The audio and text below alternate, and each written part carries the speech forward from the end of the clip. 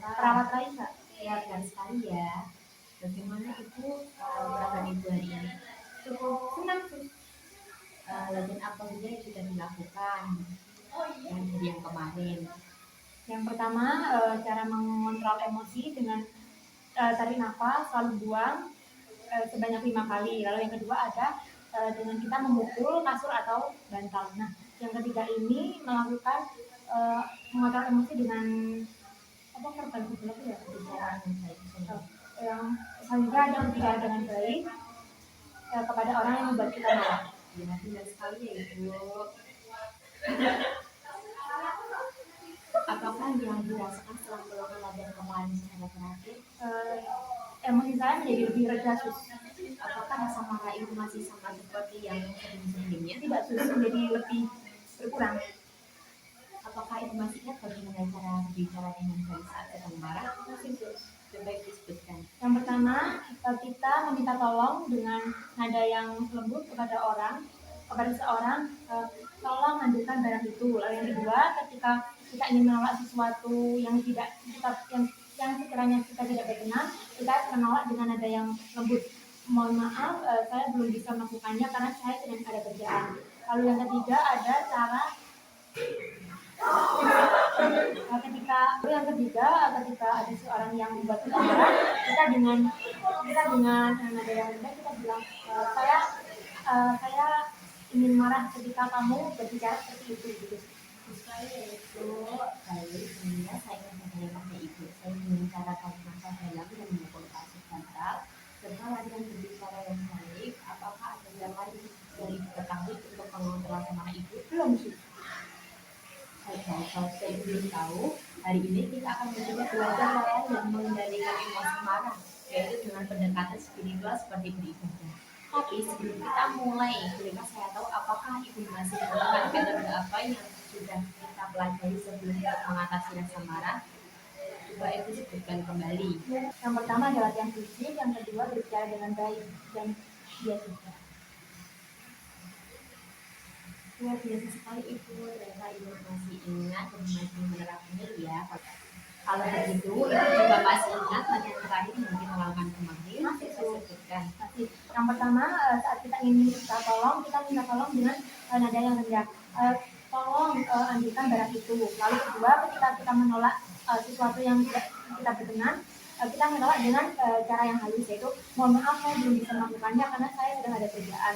Nah, lalu yang ketiga, ketika kita ingin marah dengan seseorang, kita hanya bilang seperti ini, saya akan marah apabila kamu mengatakan hal yang seperti itu. Iya, bagus sekali Ibu bisa melakukan ya. Baik Ibu, sebelum kita kemarin, hari ini kita akan belajar cara mengontrol marah dan beribadah. Tujuannya adalah agar Ibu bisa lebih dekat dengan Allah melalui sholat menjadi lebih tenang dan selalu meminta perlindungan kepadanya dengan berdoa dalam keadaan apapun. Berapa lama mau kita berbincang-bincang bagaimana 15 menit tersedia Sus? Gimana enaknya kita berbincang bagaimana kalau di sini aja? Baik. Apakah sudah mengerti bagaimana cara mengontrol ibadah itu apa? Belum. Sudah mengerti, saya menjelaskan ya. Mengontrol rasa marah dengan pendekatan spiritual adalah upaya untuk mengelola emosi marah melalui praktik keyakinan spiritual. Ini melibatkan penggunaan ajaran agama, meditasi atau refleksi diri untuk menenangkan pikiran, meredakan ketegangan, dan mengembangkan kesadaran serta pemahaman yang lebih dalam diri sendiri dan orang lain.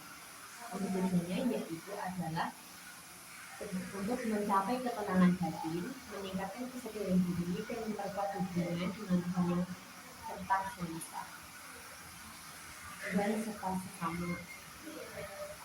Pendekatan ini juga membantu Ibu untuk melatih semangat sebagai kesempatan untuk bertumbuh dan meningkatkan ketakwaan. Hal yang perlu dipersiapkan yaitu kita siapkan air wudhu, lalu kita berwudhu, berkenah, sekarang coba Ibu ceritakan aktivitas ibadah apa saja yang bisa Ibu lakukan sehari-hari, seperti wudhu, sholat, lalu berdoa.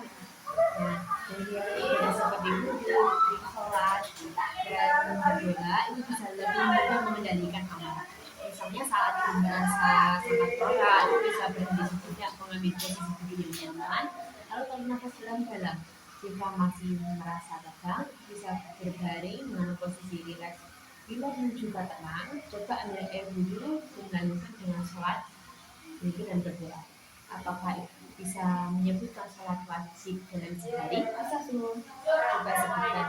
Ada sholat subuh, sholat zuhur, sholat asar, sholat maghrib, dan sholat isya tuh. Bagus sekali Bu. Dari 5 waktu itu, apakah itu sering melakukan sholat 5 waktu itu? Sering sih.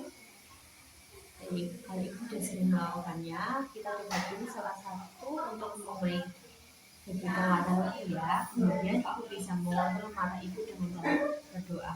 Ibu tahu nggak bagaimana caranya? Belum. Baik, berdoa ini kita mengangkat tangan dengan hati yang tenang dan bisa mengurangi mata ibu dan membuat ibu lebih tenang.